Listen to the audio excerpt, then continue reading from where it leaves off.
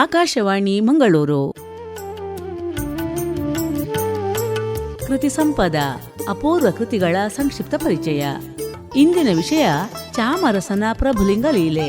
ಪ್ರಸ್ತುತಿ ಡಾಕ್ಟರ್ ಅರುಣ್ ಕುಮಾರ್ ಎಸ್.ಆರ್. ಕಾರ್ಕಳ. ಚಾಮರಸನ ಪ್ರಭುಲಿಂಗ ಲೀಲೆಯ ಕಾಲಘಟ್ಟ ಸುಮಾರು ಕ್ರಿಸ್ತಶಕ 1430. ಕವಿ ಚಾಮರಸನ ಕುರಿತಾಗಿ ಹೆಚ್ಚಿನ ಮಾಹಿತಿಗಳು ಸಿಗದಿದ್ದರೂ ಅವನು ನಾಗಣಪುರದವನೆಂದು ಪ್ರಭುದೇವರ ಸಾಂಗತ್ಯದಲ್ಲಿ ಹೇಳಲಾಗಿದೆ. ವೀರಶೈವ ಕವಿಗಳಲ್ಲೇ ಅತ್ಯುನ್ನತ ಸ್ಥಾನವನ್ನು ಪಡೆದಿರುವ ಚಾಮರಸನ ಪ್ರಬುದ್ಧ ಕಾವ್ಯ ಪ್ರಭುಲಿಂಗ ಲೀಲೆ. ಅಲ್ಲಮಪ್ರಭು ವೈರಾಗ್ಯಪರನಾದರೂ ಮಾನವ ಕಲ್ಯಾಣಕ್ಕಾಗಿ ಮಾನವ ಸಂಬಂಧಗಳನ್ನು ಇಟ್ಟುಕೊಂಡು ಶಿವಶರಣರ ಗುಂಪಿನಲ್ಲಿ ಬಹುದೊಡ್ಡ ವ್ಯಕ್ತಿತ್ವವನ್ನು ಹೊಂದಿದವನು. ಸಮಾಜದಲ್ಲಿ ವ್ಯಕ್ತಿತ್ವಗಳಲ್ಲಿ ಅವಗುಣಗಳನ್ನು ಕಂಡಾಗಲೆಲ್ಲ ನಲ್ನುಡಿಗಳಿಂದ ತಿದ್ದಿ ತೀಡಿದವನಾಗಿ ಪ್ರತಿಯೊಬ್ಬರ ಹೃದಯವೆಂಬ ಗುಹೆಯಲ್ಲಿ ಅಂತಸ್ಥನಾಗುವ ಗುಹೇಶ್ವರ ನಾಮಾಂಕಿತನಾಗಿ ರಾರಾಜಿಸುವ ಅಲ್ಲಮನ ಲೀಲೆಯ ಕಥೆಯನ್ನು ಕಟ್ಟಿಕೊಡುವ ಚಾಮರಸನ ಕಾವ್ಯ ಸೊಬಗು ಅಸಾಧಾರಣವಾದುದು. 25 ಗತಿ ಅಂದರೆ ಅಧ್ಯಾಯಗಳಲ್ಲಿ 1111 ಪದ್ಯಗಳನ್ನು ಹೊಂದಿದ ಯೋಗಿಶ್ರೇಷ್ಠ ಅಲ್ಲಮನ ವೈಭವವನ್ನು ವರ್ಣಿಸುವ ಕಾವ್ಯವಿದು. ಪ್ರಭುಲಿಂಗ ಲೀಲೆಯ ಕಥಾ ಆವರಣ ಶುರುವಾಗುವುದು ಕೈಲಾಸದಲ್ಲಿ ಪಾರ್ವತಿ ಪರಮೇಶ್ವರಿಗೆ ನಡೆದ ಸಂವಾದದ ಮೂಲಕ. ಪಾರ್ವತಿ ಶಿವನಿಗೆ, ನಿನ್ನ ಒಡ್ಡೋಲಗದೊಳುಪ್ಪುವ ಮಹಾಘನ ಮಹಿಮರೆಲ್ಲರೂ ಭವಕ್ಕೆ ಬಾರದೆ ನಿತ್ಯ ಸುಖದಿಂದಿಪ್ಪರೋ ಅಥವಾ ಇವರಿಗೆ ನೆಲೆಯಿಲ್ಲವೋ ಎಂಬುದಾಗಿ ಕೇಳಿದಾಗ, ಭೂಮಿಯಲ್ಲಿ ಮಾನವ ಶರೀರದಿಂದ ಜನಿಸಿ ಸಾಧನೆ ಮಾಡಿದರಾಗುತ್ತದೆ ಎಂಬುದಕ್ಕಾಗಿ ಭೂಲೋಕದಲ್ಲಿ ನಿರಹಂಕಾರ ಮತ್ತು ಸುಜ್ಞಾನಿಗಳಿಗೆ ಮಗನಾಗಿ ಹುಟ್ಟಿದ ಅಲ್ಲಮನೇ ಗುರುವೆಂದು ಶಿವ ಹೇಳುತ್ತಾನೆ.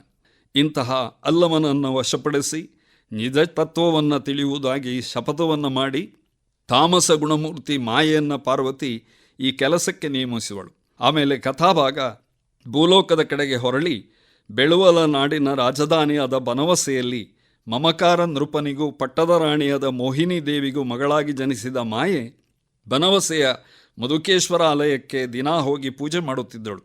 ಅದೇ ಸಂದರ್ಭದಲ್ಲಿ ಅಲ್ಲಮನು ಮದ್ದಳೆ ಸಮೇತ ಮಧುಕೇಶ್ವರ ಆಲಯದ ಮುಂದೆ ಸುಳಿಯುತ್ತಿದ್ದನು.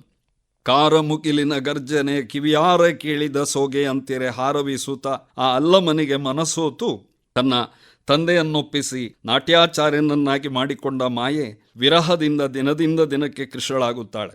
ಗೆಳತಿಯರು ಅಲ್ಲಮನೊಂದಿಗೆ ಮಾಯೆಯನ್ನು ಸಂಧಿಸುವ ಏರ್ಪಾಡು ಮಾಡಿದರೂ ನಿರ್ಲಿಪ್ತನಾದ ಅಲ್ಲಮನು ಅವಳಿಗೆ ವಶವಾಗುವುದೇ ಇಲ್ಲ. ಕೈಲಾಸದಿಂದ ಬಂದ ವಿಮಲೆ ಸೋತ ಮಾಯೆಯನ್ನು ಪುನಃ ಕೈಲಾಸಕ್ಕೆ ಕರೆದೊಯ್ಯುತ್ತಾಳೆ.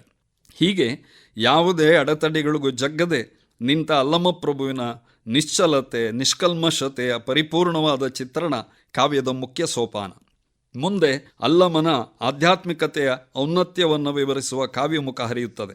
ಉಡುತಡಿಯಲ್ಲಿ ನಿರ್ಮಳ ಮತ್ತು ಸುಮತಿಯರಿಗೆ ಪಾರ್ವತಿಯ ಸಾತ್ವಿಕಾಂಶ ರೂಪವಾಗಿ ಅಕ್ಮಾದೇವಿ ಜನಿಸಿ ಕೌಶಿಕನ ಜೊತೆಗೆ ಮದುವೆಯ ಪ್ರಸ್ತಾಪ ಬಂದಾಗ ಶಿವಭಕ್ತಿಯ ನೆಪದಲ್ಲಿ ತಿರಸ್ಕರಿಸಿ ಕಲ್ಯಾಣದ ಶಿವಾನುಭವ ಮಂಟಪದಲ್ಲಿ ಬಂದು ಅಲ್ಲಮನನ್ನು ಭೇಟಿಯಾಗಿ ಪೂರ್ಣತ್ವವನ್ನು ಸಂಪಾದಿಸುತ್ತಾಳೆ.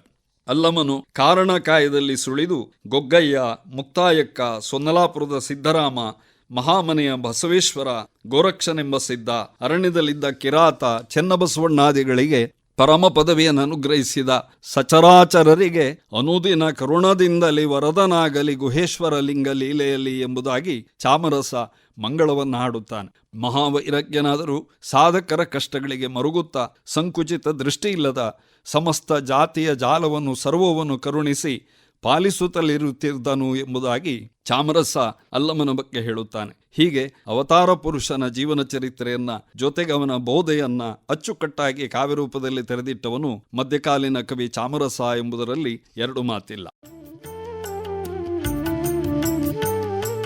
ಇದುವರೆಗೆ ಕೃತಿ ಸಂಪದ ಅಪೂರ್ವ ಕೃತಿಗಳ ಸಂಕ್ಷಿಪ್ತ ಪರಿಚಯ ಕೇಳಿದಿರಿ. ಇಂದಿನ ವಿಷಯ ಚಾಮರಸನ ಪ್ರಭುಲಿಂಗ ಲೀಲೆ. ಪ್ರಸ್ತುತಿ ಡಾಕ್ಟರ್ ಅರುಣ್ ಕುಮಾರ್ ಎಸ್.ಆರ್. ಕಾರ್ಕಳ. ಕಾರ್ಯಕ್ರಮ ನಿರ್ಮಾಣ ಸೂರ್ಯನಾರಾಯಣ ಭಟ್ PS.